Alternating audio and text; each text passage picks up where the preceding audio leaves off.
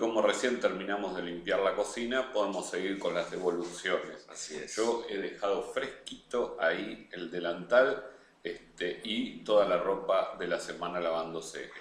Esperemos que salga el sol. Decíamos, hablamos todo el tiempo de ustedes, Sin mientras duda, hacemos todo. sin duda. Hablamos de ustedes por teléfono, mientras limpiamos el horno, todo el tiempo hablamos de ustedes. De hecho, no sabemos hablar de otra cosa prácticamente. Son nuestro tema. Sí. Son nuestro tema. De terapia también. Bueno, hablamos de Irina, de los textos de Irina. Varios textos. Cuando hicimos este taller pensando que les dábamos demasiadas consignas, apareció Irina como para justificarlo. Exacto, bien, no son demasiadas. Nuestra tallerista ideal, porque escribís todas las consignas, laburás mucho, reescribís. Vamos a comentar algunos de los textos y vamos a dejar para subir al grupo el texto de Simon & Company. Porque claro, marcado. Exacto, con las correcciones, con tus preguntas. Entonces queríamos marcarlo un poquito, como hubo una reescritura y nos parece interesante ese trabajo.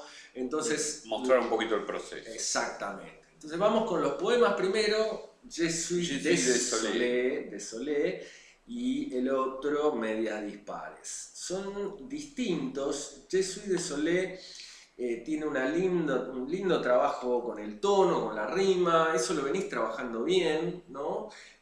También la estructura es bastante similar en las cuatro estrofas, ¿no? Hay unos versos, me siento viuda, en los castillos que te prometían, bueno, pasa por el 5, 6, 7, como la estructura central y después algunos versos un poco más largos. Cuando ven a Santiago así no es que es surfer, sino que cuenta las sílabas. Hábito que sería lindo que los que escriben poesía empiecen a desarrollar. Exactamente. Hay un ejercicio muy divertido que es contar cada verso y ponerle al lado un numerito, ¿no? La cantidad de sílabas que cuando son vocales se unen. Bueno, hay toda una... Sin alefa, sí. Una cosa más algo que se supone que viste en el secundario. La podemos repasar en algún momento, pero bueno, es un ejercicio lindo para ir viendo cuál es la estructura principal. Claro, racionalizando las operaciones musicales que uno hace por ahí muy de oído y que en realidad tienen algún tipo de principio detrás. Lo que pasa es que muchas veces uno lo desconoce porque lo labura desde la intuición. Exactamente. Acá hay como un poema de amor, si se puede. Sí, como de pérdida, hay una melancolía, una voz poética así melancólica y una apelación a una segunda persona, que eso siempre aparece y es contundente porque lo apela al lector directamente, esa segunda, ese vos, ese tú, ¿no? Nos parece que ahí tenés un tono para seguir. Es un tono difícil el melancólico. ¿Por qué? Porque mucha poesía y gran poesía se ha escrito. Y el romanticismo, maldito romanticismo. Escribió toda la melancolía, se la escribió toda. Llevo casi medio siglo dedicado a escribir sobre la melancolía. El amor perdido, la muerte, la soledad, los grandes temas. Entonces tenemos que saber que ya han sido recorridos. Por eso siempre es lindo, digamos, volver sobre los textos, sobre las imágenes y darles una vuelta de tuerca a esos lugares comunes. Y tratar de no transitar algo que ya se ha transitado, ¿no? Por ejemplo, ¿no? Cruces gastadas, a ver cuál otro. Sombras sin pasado, ¿no? Hay algunas imágenes a las que uno apela naturalmente casi, pero que después, en un comentario que ya hemos hecho, esto de bajar alguna imagen más concreta, ¿no? Si vos tenés sombra sin pasado y empezás a describir cuál es esa sombra, ¿no? Sí, le das con una entidad. Con cualidades. Siempre las cualidades son lo que le da carnadura a las imágenes. Entonces, no caer en el concepto de la imagen, sombra sin pasado, sino tratar de que eso tenga algún tipo de tangibilidad. Entonces, bueno, buscarle a veces el olor, el sabor, ¿no? No digo en la cuestión visual, porque la cuestión visual es más transitada y es mucho más proclive al lugar común que las otras sentidos, porque en definitiva en nuestra cultura los otros sentidos están mucho menos desarrollados que el visual, por eso tenemos muchísimas menos palabras para nombrarlos. Sin duda. Por eso, porque hay menos palabras para nombrarlos, también es mucho más factible que uno no incurra en un lugar común. Exacto.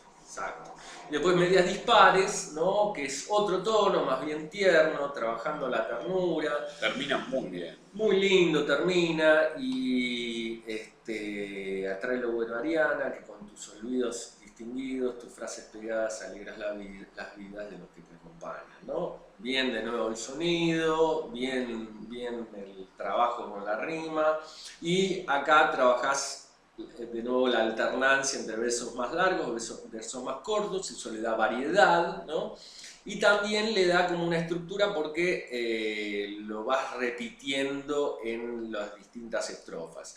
Ahí también, lo que decíamos con el otro poema, tratar de ver similitudes y diferencias, correspondencias entre las distintas estrofas, ¿no? Tercer verso más largo, entonces podés hacer 1, 2 o 3 estrofas con el tercer verso más largo, ¿no? Para que el lector también vaya construyéndose la estructura. Para incorporar un poquitito esta cuestión, yo lo que te sugeriría es que tomes un libro de poemas, no un poema, sino un libro de poemas que te guste, y empieces a fijarte qué estructuras de sílabas se repiten. Un poco lo que dice Santiago, ¿no? Contar las sílabas de los versos, anotar al lado y hacerlo con 10 o 15 poemas del libro que te gusta. Así es. Vas a ver cómo ese autor, ya sea voluntario o involuntariamente, ese punto no es relevante porque cuando uno corrige voluntariamente, no hay otra forma de corregir. Sí. Ir ahí y fijarse que vas a ver que hay ciertos mecanismos que se repiten y que quizás musicalmente te gustan, precisamente porque hacen alguna combinación más o menos frecuente de las mismas longitudes de verso. Entonces, chusmealo y contale los versos y las sílabas a un autor que te guste, a un libro, porque en general eso se aprecia mucho más en una extensión que en un solo poema. Muchas veces la dificultad para aprender a leer poesía y a aprender a leer técnicamente la poesía es quedarse con el fetiche de el poema y no entender que generalmente el poema hace sentido en el marco de una obra mayor. Exactamente. Y hablando de poesía, empezamos por atrás del texto de Belés. Con el todo bonus. lo que hago con esta mano nadie lo puede ver, así que no se imaginan lo que estoy haciendo. Todas las cosas más desagradables. Bien. El bonus, muy bien el bonus. Nos gusta yo te digo que los bonus, el estatuto de bonus se lo pones vos. Podrían ser protagonistas tranquilamente tus poemas. Me hace acordar a ciertos autores que uno conoce que tienen un proyecto de escritura y un juego, ¿no? Entonces, mientras desarrollan el proyecto de escritura, cada tanto paran para jugar un rato porque el proyecto de escritura los estresa demasiado.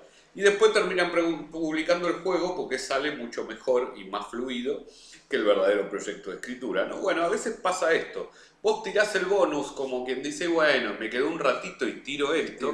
Y se ve que has purgado mucho en el proceso de escritura anterior porque ahí sale lisito y fácil, fluido. Algo que, yo te digo, se está convirtiendo en un poemario. Sin duda. Tenelo en cuenta, no lo desprecies. Este es un poemazo. Juntando, ¿no? Cae el bronce, la luz, al despierto libera, al necio la oscuridad socava. ¡Epa! Papi. Este enunciador se sienta con Margarita y hablan de los destinos del universo, digamos, sin duda, ¿no? Sin duda. Muy buen poema. Están dialogando ahí. Está muy bien la sintaxis, es algo que ya se ve en los otros poemas, ¿no? Haces inversiones, no entras por esa estructura pesada del sujeto predicado tradicional.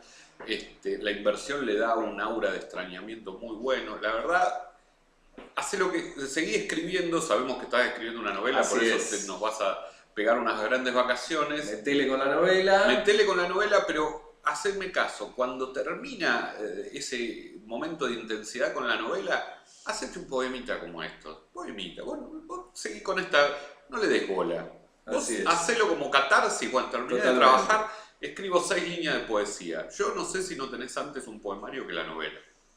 Pues por ahí lleva un poquito menos de trabajo también. Exacto. Y después, hablando de novela, yo qué sé, la asamblea en la cancha de pelota para mí es el comienzo de una novela y una novela de una distopía, ¿no? De género de un futuro lejos de ser utópico, apocalíptico, si se quiere, o por lo menos un pesimista y negativo.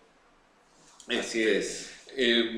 Y hay muy buenos personajes. Hay 3 científicos, 2 mujeres, un varón, hasta donde los primeros que uno ¿no? reconoce y sigue.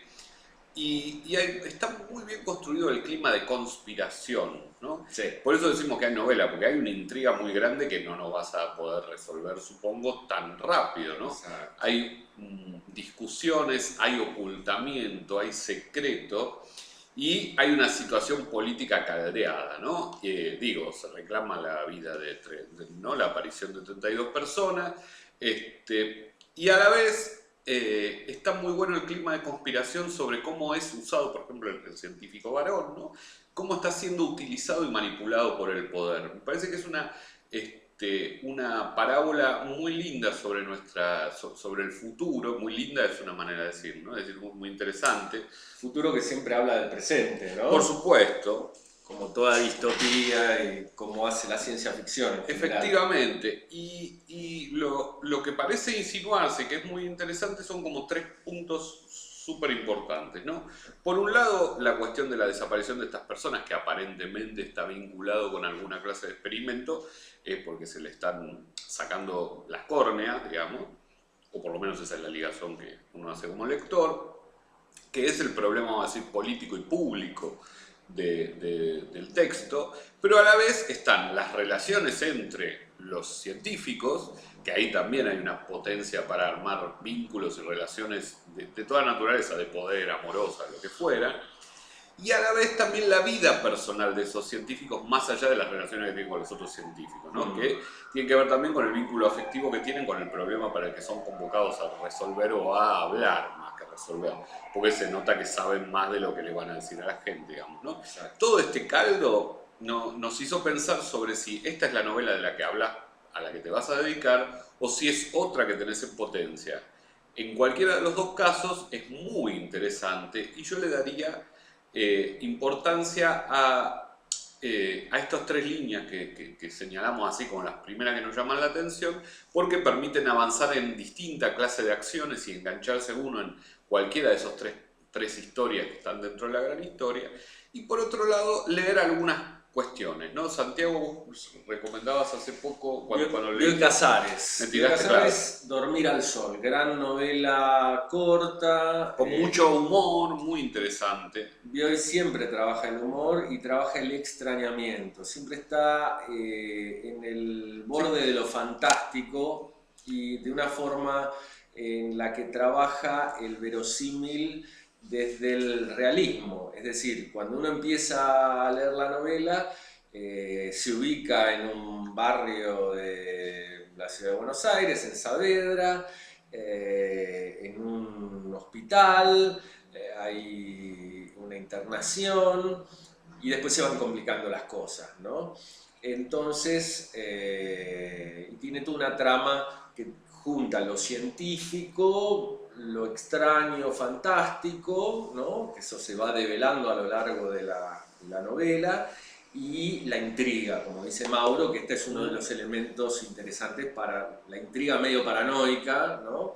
Que este es uno de los elementos para desarrollar, ¿no? Que vos vas a desarrollar probablemente acá. Sí, hay también la obra de Clifford Seaback tiene cuestiones de esta naturaleza, de distopía. Autor de ciencia ficción. Claro. Toda la carne es hierba, esa es una buena novela de Clifford Seaback.